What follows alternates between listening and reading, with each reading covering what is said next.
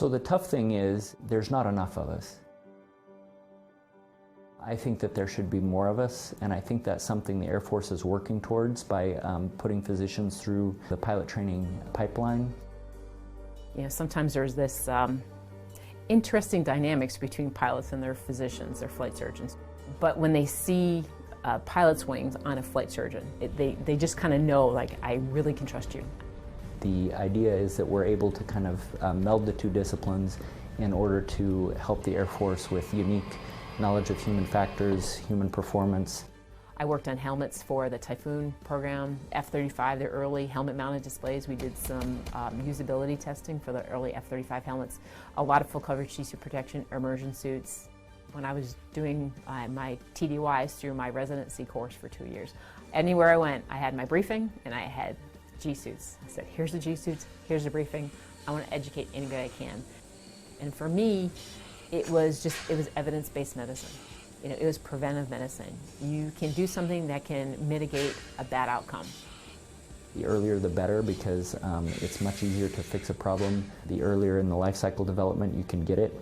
And with any new airframe, there are going to be issues. A good example was the F-22 had some concerns with the oxygen generating equipment. Jay Bones Flotman was our F-22 pilot physician. He was there, he had the credibility with the air crews because he flew the F-22, but he had the knowledge that he needed as a physician in order to rapidly be able to rule out, you know, things that it wasn't, and be a real aid in figuring out what it was. What General Lyon will talk about is the reliability of the valve. It's almost kind of like you're bilingual. You know the medicine, you know the physiology, you have the tie-ins to the Air Force Medical Service, but you've also been there as a pilot, as an operator, doing that mission. So it's almost like you don't need to interpret one or the other. You can kind of be a clear interface. We're looking at it now, EOD. They have special demands and special needs. Remotely piloted aircraft, we talked about how they have needs that we're just now realizing. So any special operational duty could have a physician with experience in it, and that would be valuable. When you look at this career field, you know, it's a collection of people who've overcome the odds and invested amazing time and effort.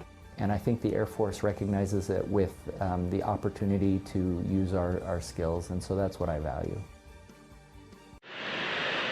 Just as the stress of high-performance flight causes conditions that require regular maintenance for jets, the human body experiences additional stresses as well. I was surprised getting here, first combat deployment, how much extra weight we are flying with compared to what we do back home. So back home we're usually flying about a 2-hour sortie, and then out here we're flying 6, 7, 8, 9-hour sorties. Air Force medical personnel didn't have an answer for the neck and back problems pilots were facing.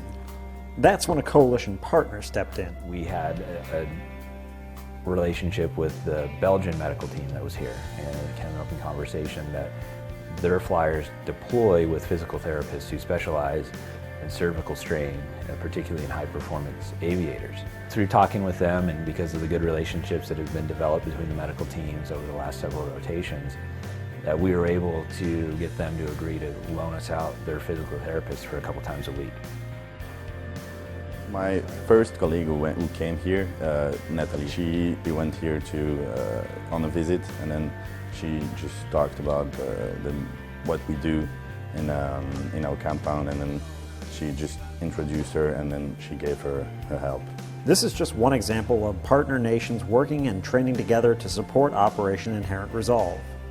As a result, pilots are now better equipped to combat injuries. Just from the different exercising techniques that they've shown and stuff that I didn't even think about, as far as like even just stretching out every time before you fly, and then doing certain exercises to strengthen different parts of your neck muscles, stretching those, even abdomen, stuff that can help prevent those neck and back injuries.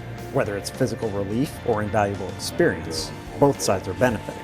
Well, we can get in touch with other people, we can see what you do here, and then what other lands do, and so that we can improve and build our experience. This partnership will keep pilots healthy, flying, and performing their vital mission of liberating territory and people from under the control of ISIS. Well, thank you very much. Somewhere in between pilot and jet, there are critical components that keep both functioning. Helmets, harnesses, visors. The men and women of aircrew flight equipment make sure that part of the mission never fails. We take care of all their equipment here on the ground that goes on them.